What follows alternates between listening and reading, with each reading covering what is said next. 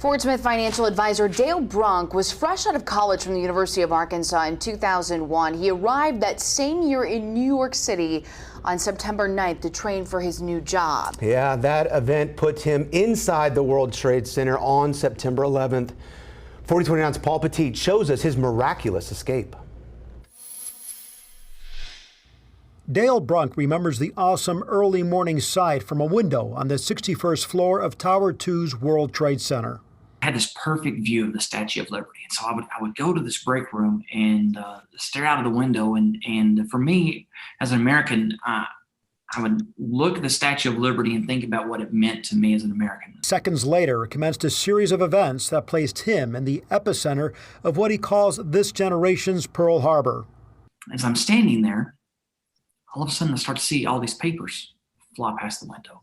And there were so many papers that it looked like confetti. About that time, these huge chunks of burning concrete and these balls of fire came flying down past my window.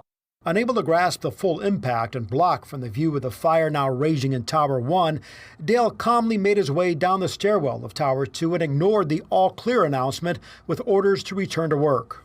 But we're continuing to evacuate the building. And so as I'm approaching about the 40th floor, I hear this huge explosion, the loudest explosion I've ever heard in my life. And I get slammed against the wall. The building is violently shaking back and forth. Dale says the walk down turned to a stampede with people screaming, some frozen, others nearly trampled, and many unable to enter the stairwell due to the crowd. And so I started counting my way down each floor.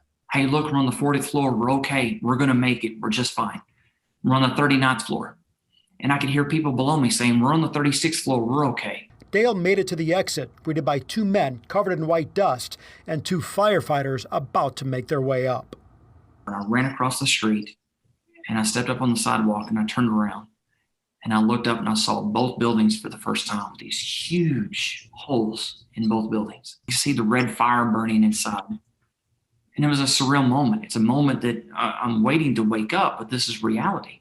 This is really happening. With a small group of others, Dale says he'll never forget how he was kindly escorted back to his hotel by a man concerned for their safety while the buildings came down behind him.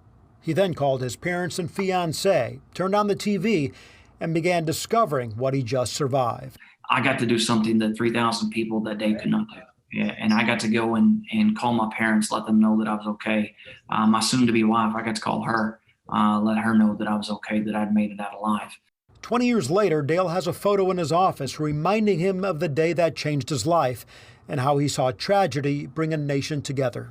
That particular day, we were all human beings. We were all Americans. It did not matter where you were from or who you were. We were Americans, and we banded together to help each other in a time of crisis. No different than that gentleman that went out of his way to give us directions in New York City that day so that we could make it back.